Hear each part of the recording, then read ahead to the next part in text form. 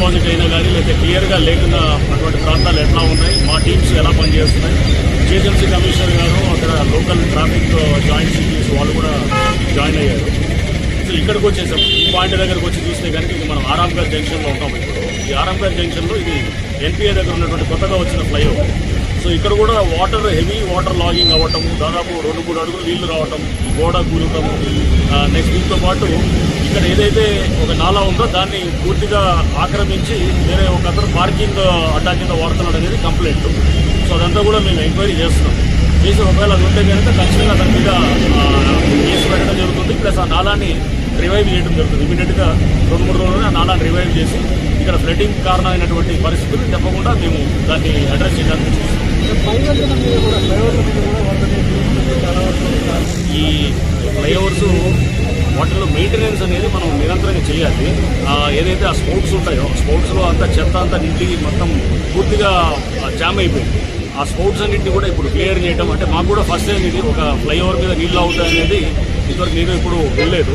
So ఇప్పుడు దీంతో మాకు ఈ ఎక్స్పీరియన్స్ని దృష్టిలో పెట్టుకొని ఫ్లైఓవర్స్ మీద ఉన్న స్పోర్ట్స్ అన్నింటినీ కూడా ఎస్పెషల్లీ లెంతీ ఫ్లైఓవర్స్ అంటే లైక్ ఇప్పుడు మనకి చూస్తున్నాం ఇప్పుడు ఏది ఎన్పిఏ దగ్గర ఉన్నటువంటి ఫ్లైఓవర్ కానీ లేకపోతే మనకి ఏది షేక్పేట్ దగ్గర ఉన్నటువంటి ఫ్లైఓవర్, లేకపోతే ఇట్లా పివిఎన్ఆర్ ఎక్స్ప్రెస్ వే ఆర్ మన గచ్చిబౌలి దగ్గర ఉన్న ఫ్లైఓవర్స్, కొత్తగూడ జంక్షన్ ఉంది.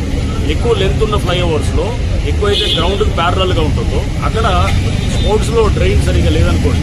అంటే అక్కడ కూడా మీరు చూస్తే కనుక మొత్తం వాటర్ ఇటువైపు నుంచి అన్ని వైపుల నుంచి వచ్చేసి అక్కడ నిలుస్తుంది. అక్కడ డ్రైనేజ్ సిస్టమ్ సరిగ్గా లేదు. దాంతో ఆ రోజు ఇబ్బంది అయినట్టుగా అర్థమైంది.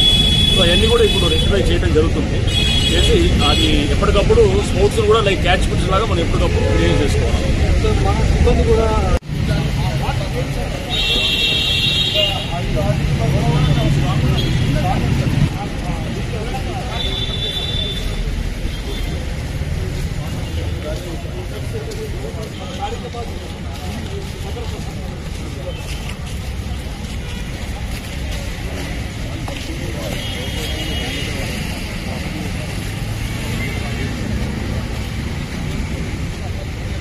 ఇక్కడ ఎక్కువ వాటర్ ఇక్కడ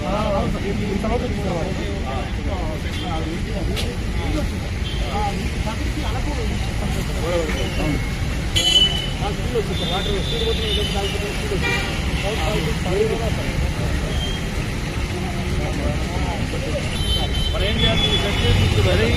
ఇది ఏం చేసినా ఇట్లా వరేస్తారు కదా, మనం దీనికి క్లోజ్ చేసామనుకోండి వాటర్ నీట్గా లేదా ఇదే ఆపుతుంటుంది నీళ్ళలో. అక్కడ మన కొత్తగూడలో కొత్తగూడలో అది స్లాబ్ ఉంటుంది కదా, అది దానివల్ల ఫ్లో ఆగిపోయింది. దాంతో అక్కడ పెద్ద జామ ఇది మనం తీసి మళ్ళీ అంట పెట్టాలి.